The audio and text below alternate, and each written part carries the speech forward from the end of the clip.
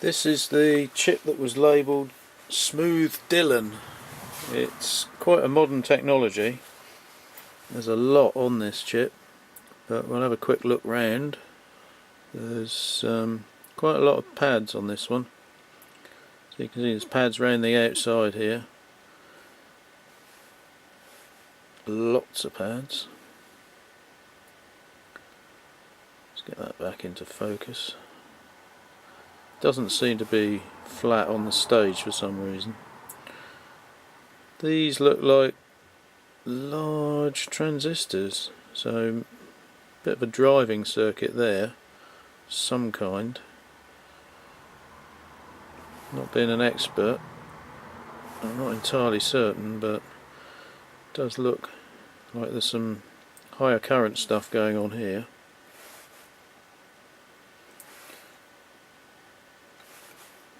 The pads are spaced a bit wider there as well. And then over here we've got some very dense circuitry, so there's circuitry here, some kind, which is very small. I think the green is actually a coating that I failed to get off. Maybe, I'm not certain about that. That may be just to do with the layer thicknesses.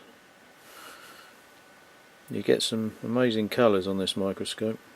So there's some identification there. That looks like an ST logo. So 2009. So this is pretty recent technology. And as there's quite a lot of layers on these newer chips, it's difficult to see in detail what's going on. I'll switch in a higher magnification in a minute. So there's a lot of stuff here, which is interesting. Underneath maybe that coating that's completely failed to come off. Ah, what have we got there? That's interesting. Cola or something like that. Not sure what that means. But there's yeah, all sorts on here. So this, it could be a motor controller. There's lots of circuitry there. That's very detailed. I'll try a higher magnification. It can be very expensive attempting to get decent objectives. All mine are pretty cheap. So we can see some more detail there. That's not too bad. Oh yes. Let's try going right up to the 100. Problem with this is the depth of field is minuscule, so we'll end up seeing the detail, but you can also focus on all the layers through the chip. But yeah, my objectives leave a lot to be desired. What have we got there? I'm having to use the fine focus control here, and then it goes out of focus the moment I move it. So not massively interesting, but this is on 100 times and there's still detail that it's difficult to see even at this magnification. So the modern technology is just not going to be easy to look at with this sort of microscope. Oh, there we go. So I've changed the focus, you can see different layers coming in and out of focus through the chip. That was a bond pad there, I think. You can actually see quite a lot of detail. Let's try a different area of the chip. Oh, there we go. There's a lot going on this chip.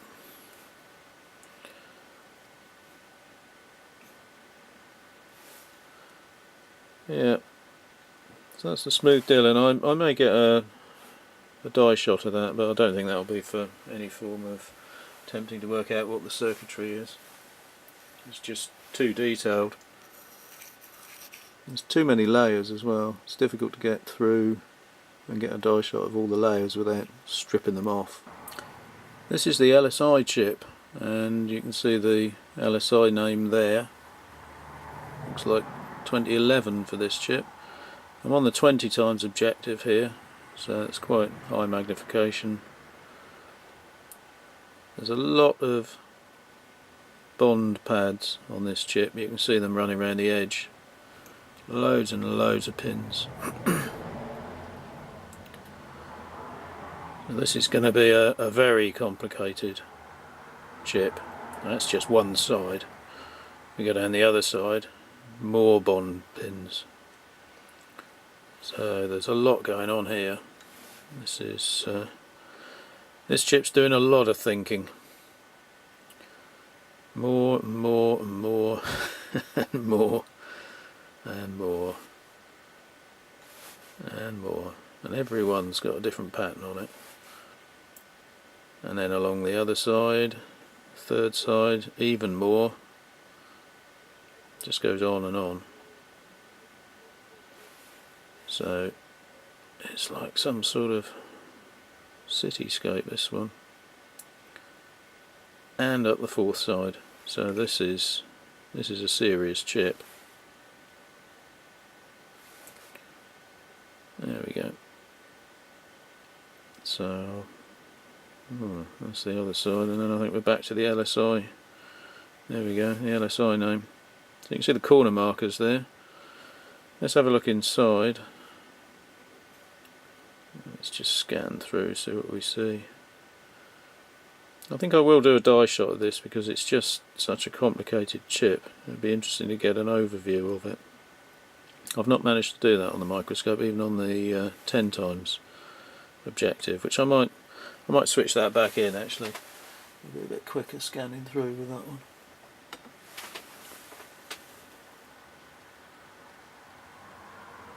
There we go, you can see a little bit more at a go. So now the LSI message over here,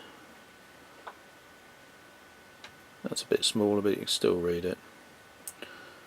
So there's a lot of tracks running off into a block there. I think maybe this is a ground plane that's sitting on top. Might be to stop reverse engineering. Interesting, you've got some bond pads in the middle of the chip there. That saves on routing stuff round to the edge. I don't think there are any actually in the middle of the chip. No, that's interesting. We've got some form of sports ground there. That is quite interesting. What is that? Is that an inductor? That's quite an interesting construction. I'll zoom in on that. So you can get some more detail of the whatever it is. Oh, there we go. Ah, so what is that? There's a bit of control circuitry there, and then some. That is a coil, isn't it? That's a very small coil. It's actually a spiral that crosses over and goes back. So maybe that is an oscillator. That could be an onboard oscillator. A bit of inductance and some capacitance. I don't know if there's anywhere where you can get a directory of constructions on chips. Everything else is covered. There's a lot of the stripy ground plane. That's back past the circular thing. And a lot of it is covered with this stripy, I'm not sure what that is, could be ground planes. Bit of dirt there, and a lot of it is covered by that, so we're not going to see a lot. Let's just scan quickly through.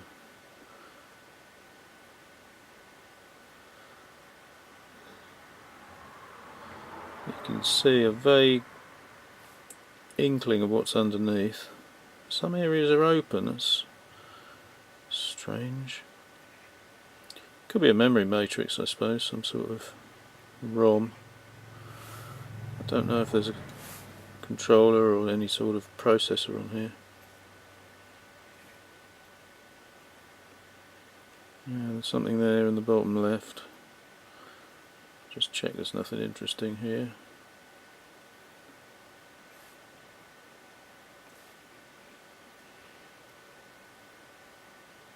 So doing a die shot involves scanning like this and taking photos and checking the focus at the same time, and it's a bit tedious, so I'm going to have a go at automating that with an XY table. Yeah, so there's a bit more detail there. Again, being 2011 technology, it's going to be pretty small, so there's going to be a lot in there. I suspect there's a lot of layers as well. We were quite lucky to see that circular construction, I think. I suppose if it's an oscillator you wouldn't want any signals on top of it. You might have some noise problems if you did that, so that's maybe why they left it uncovered. So there's stuff there. Nothing particularly recognisable. Definitely an art to looking at these things and working out what they are. Ooh, so there's, they've opened that bit up there as well. Here we are at the bottom of the chip, so that's it. I mean, it's a large chip. Some interesting things. That circular inductor or whatever it was quite interesting. Not sure why they've opened that grid up there in this area. And then back to the bond pads all the way along the bottom. It's quite colourful though. That'd be quite nice as a full colour die shot, I think. All sorts of colours there. It's a bright red, greens, blues. But anyway, that's the LSI chip.